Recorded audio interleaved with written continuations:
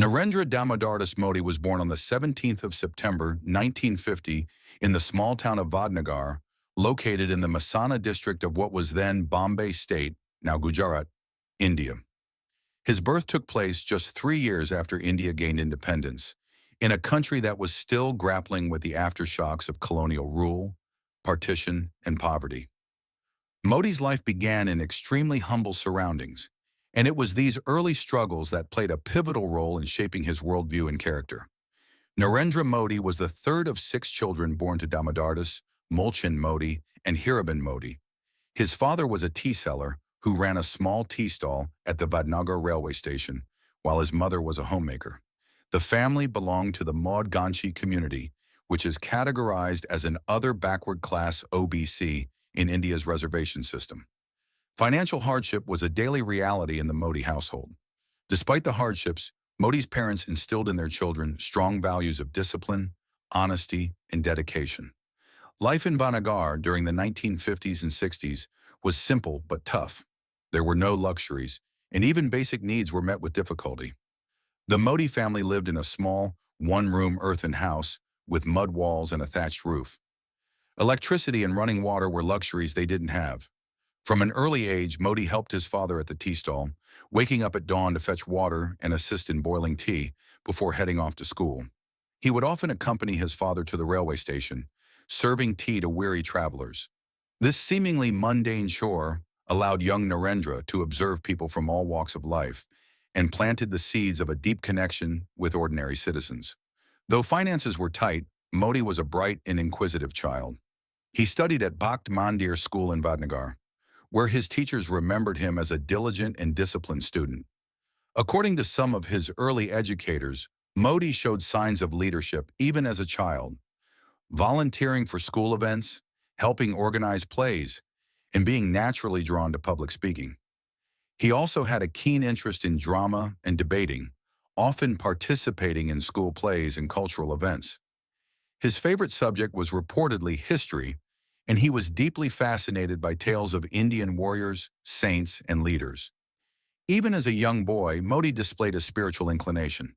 He often visited local temples and listened to spiritual discourses.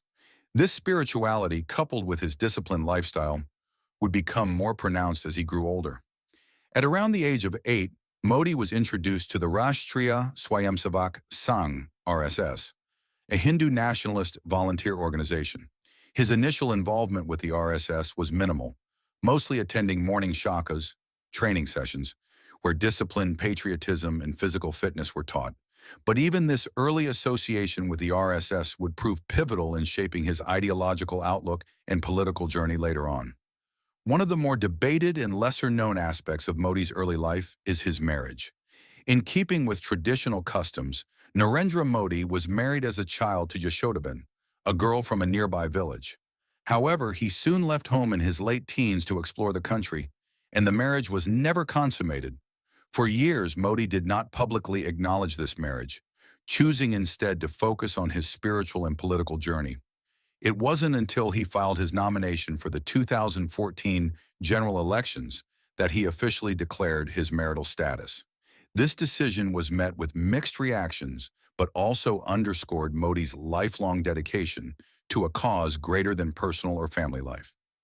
By the time he reached adolescence, Modi had developed a clear sense of purpose. After finishing school, he reportedly left home and traveled across India, visiting places like the Himalayas, Rishikesh, and Ramakrishna mission centers. These travels were less about adventure and more about spiritual exploration and self-discovery. Though he later returned to Gujarat, these formative years of solitude and reflection helped him develop a strong sense of discipline, mental resilience, and emotional control, traits that would become synonymous with his leadership style. Narendra Modi's early life was marked not by privilege or ease, but by struggle, sacrifice, and a relentless drive to overcome limitations. He rose from being a child who served tea at a railway platform to one of India's most prominent and powerful leaders, a journey that is emblematic of his personal philosophy. Hard work never brings fatigue, it brings satisfaction. The values he absorbed in Vadnagar, simplicity, self-reliance, and a deep connection to Indian culture, would remain the bedrock of his identity, even as he stepped onto the national and global stage. After completing his schooling at Bhakmandir High School in Vadnagar, Narendra Modi stood at a crossroads. On one hand, he had obligations at home, where financial pressure demanded every helping hand. On the other hand, he was driven by a thirst for self-discovery and a deep desire to contribute to the nation. Instead of pursuing a traditional path, Modi chose one of exploration and spiritual awakening. In his late teens, Modi embarked on a journey across India that would shape his philosophy and worldview. He traveled alone, visiting ashrams, holy sites, and remote spiritual centers. His destinations included the Himalayas, the Ramakrishna Mission in West Bengal, and the Belur Math. He also spent time in the caves of the Himalayas in Uttarakhand and at the ashrams of saints and monks. During this period, Modi lived a life of simplicity and reflection, reportedly surviving on minimal food, sleeping on the floor, and meditating for hours. While little is officially documented about these years, Modi himself has described them as a critical phase of learning, one that helped him understand Indian culture, values, and the power of discipline. Upon returning to Gujarat, Modi decided to channel his energy into social service and nationalism. He resumed his association with the Rashtriya Swayamsevak Sangh, RSS, where he formally became a full-time pracharak, campaigner. Joining the RSS meant adopting a life of celibacy, discipline, and total devotion to the organization's ideology and mission. Modi was deeply influenced by the teachings of RSS leaders like M.S. Golwalkar and Deen Dayal Upadhyaya, whose focus on cultural nationalism and selfless service resonated with his own values. As an RSS pracharak, Modi was assigned various organizational responsibilities.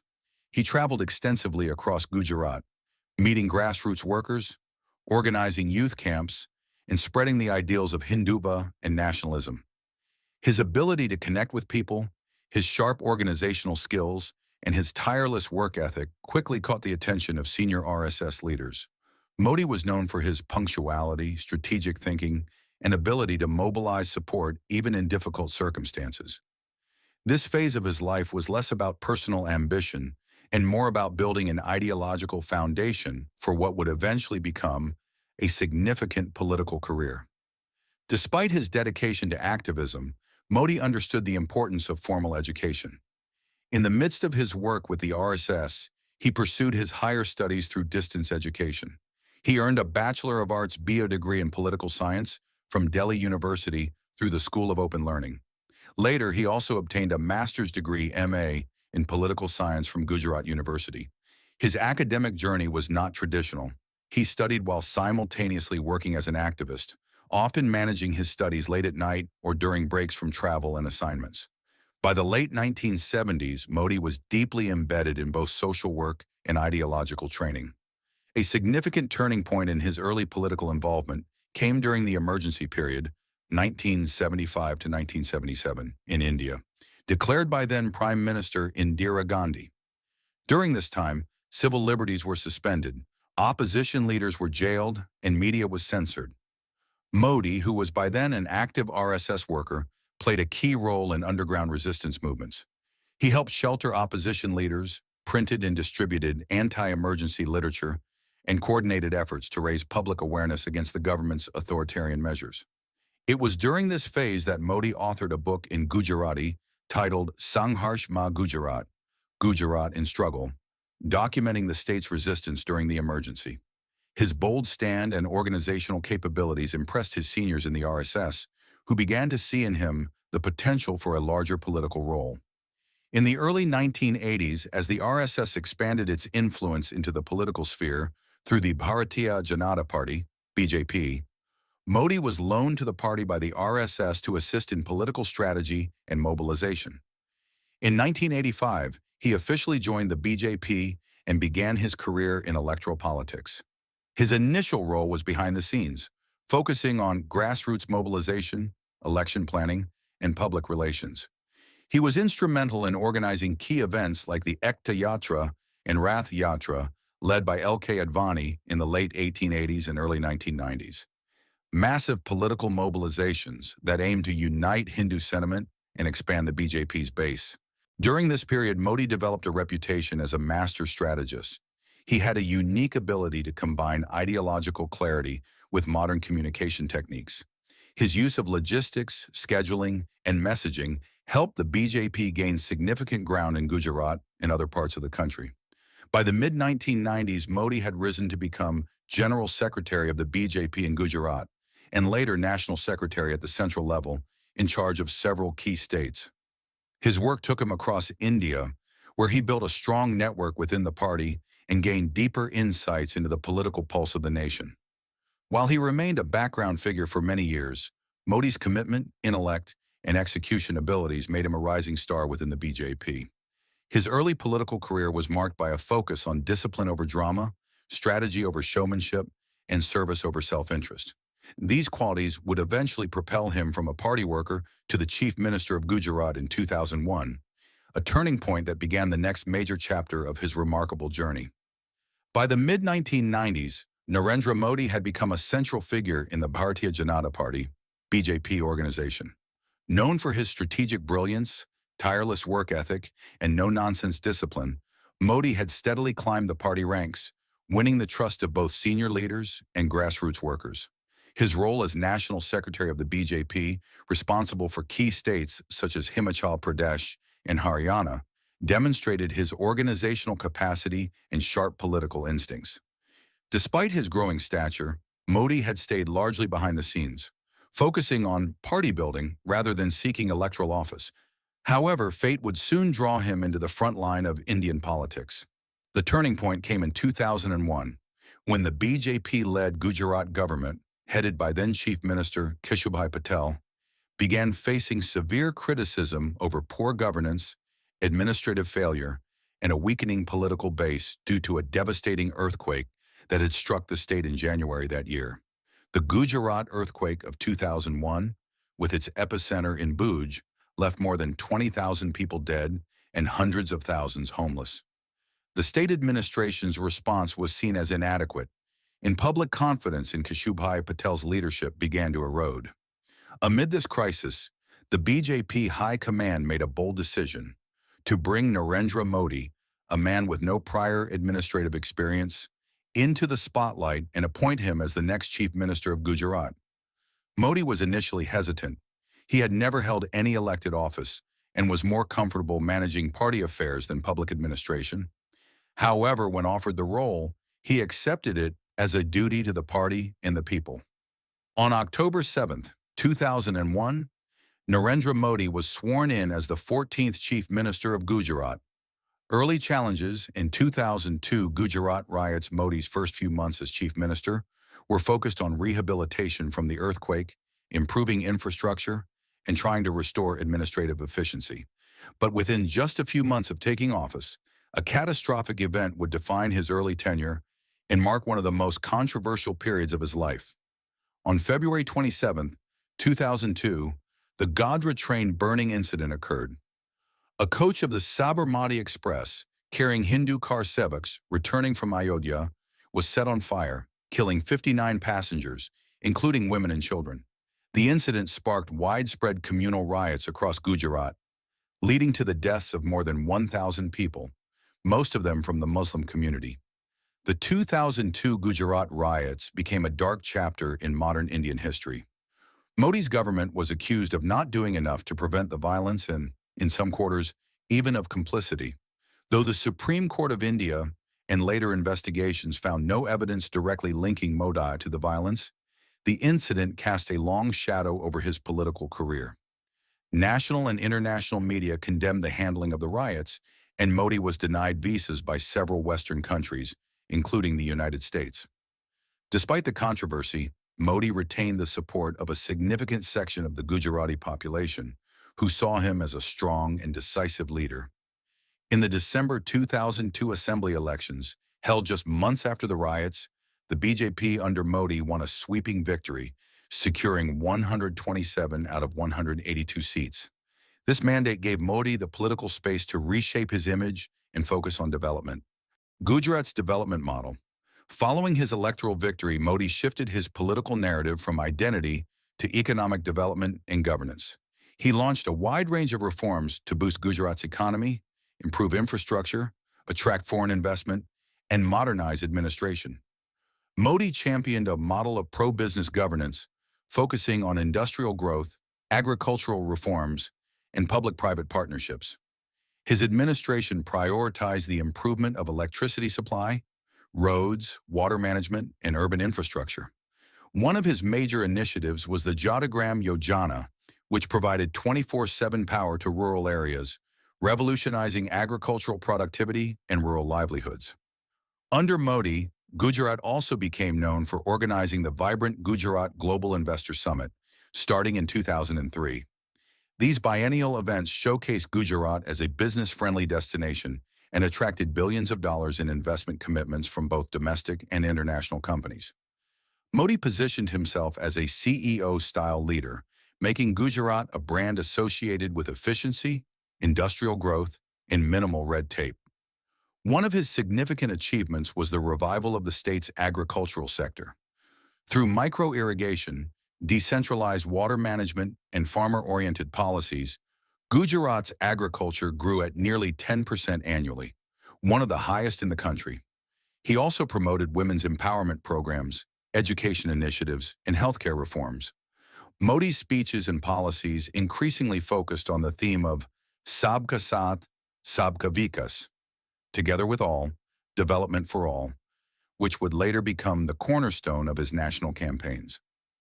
Leadership style and political strategy. Modi cultivated an image of a strong, decisive leader who worked long hours, demanded high performance from his team, and led a simple, disciplined life. He lived frugally, rarely took vacations, and claimed to read files late into the night. His ability to connect with the common man, combined with effective use of media, helped craft a powerful personal brand. He was also a master of political messaging, leveraging technology and mass communication to reach voters. Long before other leaders embraced digital platforms, Modi was using video conferences, websites, and social media to project his work and connect with youth and urban voters. Despite continued criticism from human rights groups over the 2002 riots, Modi's popularity in Gujarat soared. He won 3 consecutive terms as chief minister, 2002, 2007, and 2012, with increasing majorities. By the end of his third term, Gujarat was often cited as one of India's fastest-growing states, and Modi had established himself as one of the most capable and high-profile leaders within the BJP. His growing national stature made him a natural contender for leadership at the center. In the years leading up to the 2014 general elections, Modi's supporters within the party began lobbying for his candidacy as prime minister. While his nomination initially met resistance from some senior leaders and allies, the BJP ultimately recognized that Modi's combination of popularity, administrative experience, and mass appeal made him the most viable choice to challenge the ruling Congress party at the national level. As Narendra Modi's tenure as Chief Minister of Gujarat entered its third term, his name began to gain traction beyond the state's borders. Gujarat's image as a hub of industrial growth, infrastructure development, and investor-friendly policies made Modi a favorite among India's business leaders, middle-class voters, and youth. Meanwhile, at the national level, the Indian electorate was growing increasingly disillusioned with the ruling Indian National Congress, INC, particularly after scandals such as the 2G spectrum scam, CWG scam, and coal allocation scam shook public faith in governance. By 2012 to 2013, it became clear that Modi was one of the few political leaders with the charisma, organizational machinery, and support to lead a national campaign against the Congress-led United Progressive Alliance, UPA government. There was considerable internal debate within the Bharatiya Janata Party, BJP, about projecting Modi as the prime ministerial candidate, as some senior leaders were reluctant due to his polarizing image after the 2002 Gujarat riots. However, the pressure from the party cadre, state units, and the Rashtriya Swayamsevak Sangh, RSS, played a critical role in clearing his path. On 13 September 2013, the BJP officially declared Narendra Modi as its prime ministerial candidate for the upcoming 2014 general elections. From that moment, a massive campaign apparatus was set in motion. one that would reshape the nature of political campaigning in India. The Modi wave in the 2014 general election Modi's campaign was unprecedented in its scale, strategy, and use of technology. He crisscrossed the country, addressing over 5,000 events, including 437 rallies in all corners of India. His team introduced the innovative 3D hologram technology, allowing him to address multiple rallies simultaneously and aggressively use social media, mobile applications, and data analytics to reach out to young and first-time voters. The campaign centered around themes of development, good governance, anti-corruption, job creation, and national pride. Modi positioned himself as a chaiwala, tea seller, highlighting his humble origins and contrasting them with what he described as the dynastic, elitist rule of the Congress Party. The slogan, Ab ki bar Modi Sarkar, this time a Modi government, became a national chant. He often repeated the message of minimum government, maximum governance, promising to cut red tape, end bureaucratic inefficiency, and bring transformative change. The Congress-led UPA, under Prime Minister Dr. Manmohan Singh, was struggling with anti-incumbency and lacked a charismatic figure to match Modi's energy. Rahul Gandhi, the Congress's prime campaigner, was seen as inexperienced and disconnected from ground realities. Modi, in contrast, spoke directly to people's aspirations and frustrations. On 16 May 2014, the results of the 16th Lok Sabha elections were declared. The BJP won 282 seats, achieving a clear majority on its own, a feat not achieved by any single party since 1984. Along with its allies in the National Democratic Alliance, NDA, the total crossed 330 seats, giving Modi a resounding mandate. The Congress Party was reduced to a historic low of 44 seats, becoming Prime Minister of India. On 26 May 2014, Narendra Modi took the oath as the 15th Prime Minister of India at a grand swearing-in ceremony held at the Rashtrapati Bhavan, the presidential palace in New Delhi. It was a moment of personal triumph and national transformation. For the first time, a person from a non-elite, non-dynastic, and modest background had risen to the highest political office in the country purely on the strength of his work, messaging, and mass connect. In a symbolic and unprecedented gesture, Modi invited the heads of state of SAARC countries, including Pakistan's then Prime Minister Nawaz Sharif, to attend his swearing-in ceremony. It was seen as a diplomatic move to position India as a confident regional leader ready to engage constructively with its neighbors. Key initiatives in the first term, 2014 to 2019. Narendra Modi's first term as Prime Minister was marked by an aggressive push for economic reforms, infrastructure development, and digital governance. Among the flagship schemes launched were Swachh Bharat Abhiyan, Clean India Mission, a nationwide campaign to improve sanitation and eliminate open defecation by constructing millions of toilets.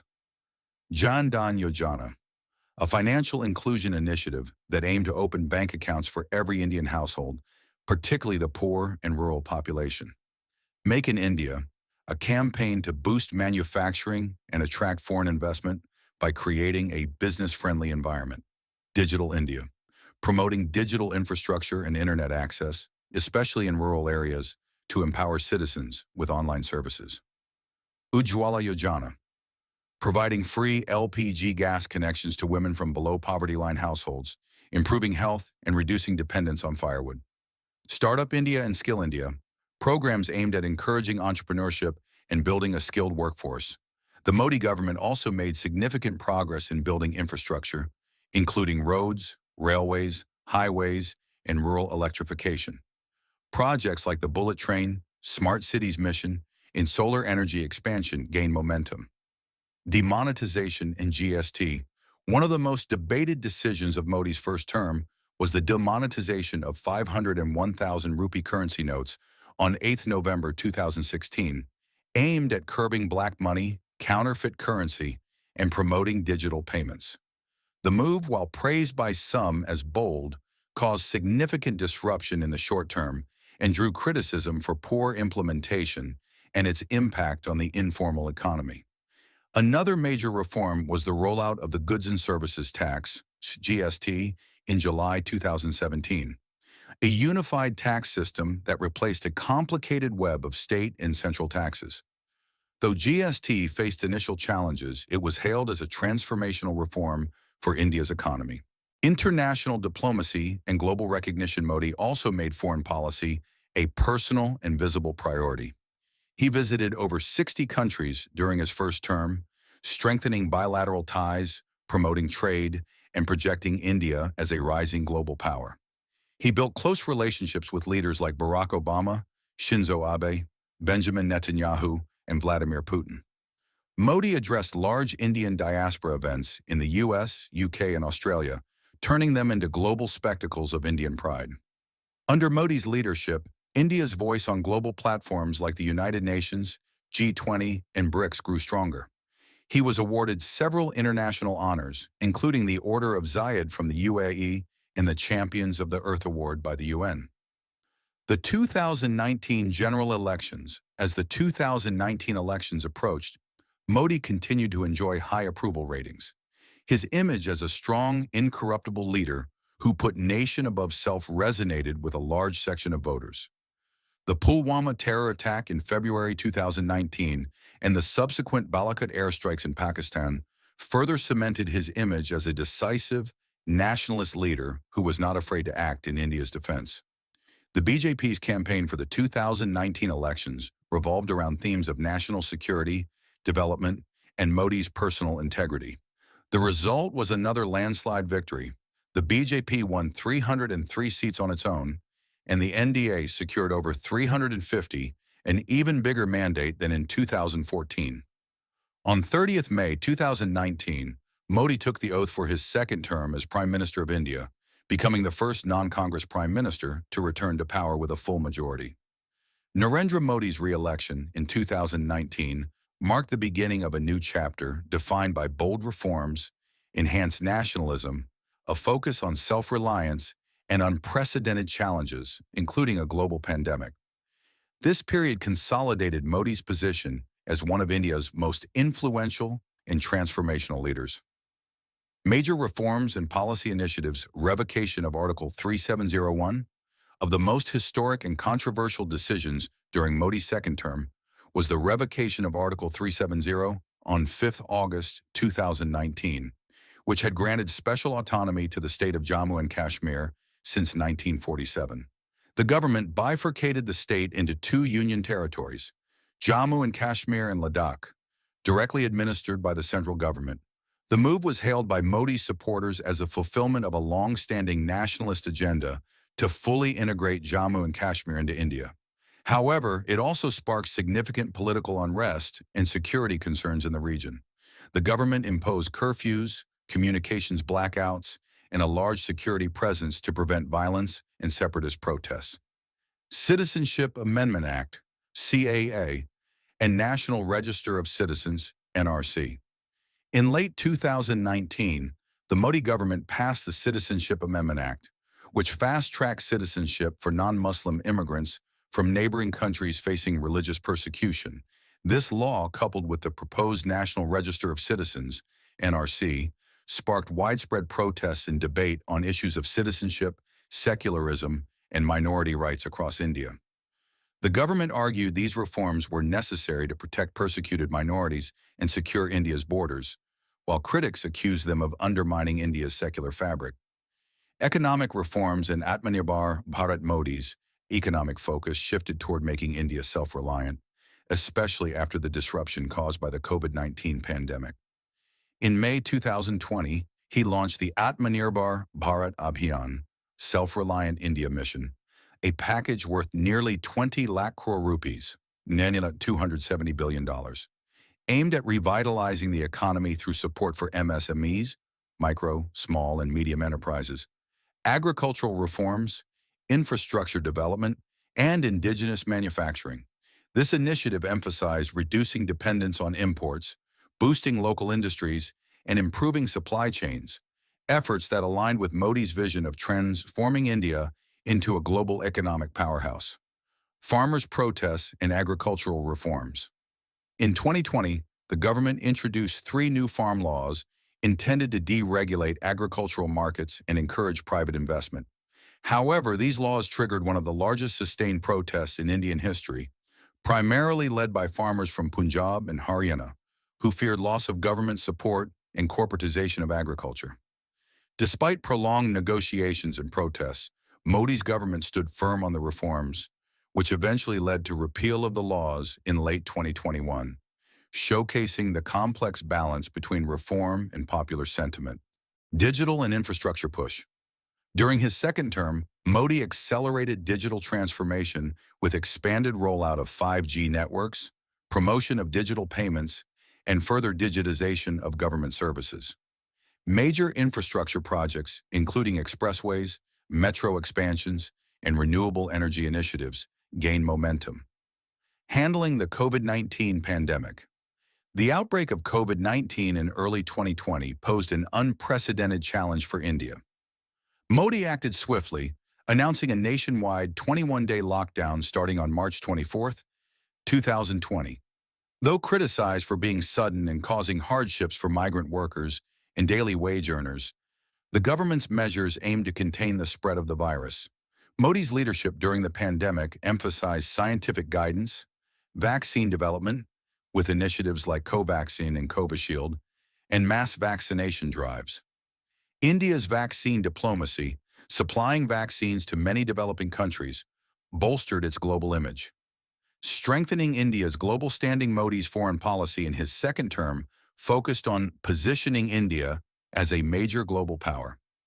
He strengthened ties with the United States, Japan, Australia, and European countries, and played an active role in multilateral forums such as Quad, Quadrilateral Security Dialogue, G20, and BRICS. He also maintained a strong stance on national security, overseeing key military operations and border infrastructure improvements along the India-China border after the 2020 Galwan Valley clashes. Political landscape and opposition. Modi's leadership style and policies polarized opinions across the country. While he retained massive support among urban voters, nationalists, and sections of rural India, opposition parties criticized him for perceived authoritarianism, curtailment of dissent, and divisive policies. Yet the BJP's electoral successes continued, winning several state elections and expanding its footprint in traditionally non-BJP states. Narendra Modi's political journey, from a humble tea seller in Vadnagar to the Prime Minister of the world's largest democracy, is one of the most remarkable stories in modern Indian history. His legacy is multifaceted, blending development-oriented governance, strong nationalism, and controversial political decisions. Modi's supporters credit him for transforming India's economic landscape by improving infrastructure, promoting manufacturing, digital connectivity, and financial inclusion. His policies have accelerated India's growth trajectory, raised its global profile, and galvanized national pride. At the same time, Modi's critics raise concerns about religious polarization, curtailment of civil liberties, and the handling of social and political dissent. The events of 2002 Gujarat riots, the CAA protests, and the farm laws controversy remain significant points of debate around his leadership. Ultimately, Modi's leadership style, characterized by centralized decision-making, mass communication mastery, and a relentless drive for results, has reshaped Indian politics and governance for decades to come. Personal life. Despite his high political profile, Modi maintains a private and disciplined personal life. He is unmarried and has no children. His close family includes his mother, Hiraben Modi, who has lived a quiet life in Vadnagar and has occasionally featured in media coverage. Modi often credits her for instilling values of simplicity, hard work, and devotion. He follows a strict daily routine centered on yoga, meditation, and vegetarianism. His speeches and writings reflect his deep interest in Indian culture, spirituality, and philosophy, with regular references to figures such as Swami Vivekananda, Mahatma Gandhi, and Chanakya. Modi is also an avid reader and writer, regularly engaging with social media and maintaining a large global following. Vision for India's future. Modi's vision for India is ambitious. to build a new India that is economically self-reliant, socially inclusive, technologically advanced, and globally respected. His slogan, Sabka Saath, Sabka Vikas, Sabka Vishwas, together with all, development for all, and everyone's trust, encapsulates his goal of uniting India's diverse population toward common progress.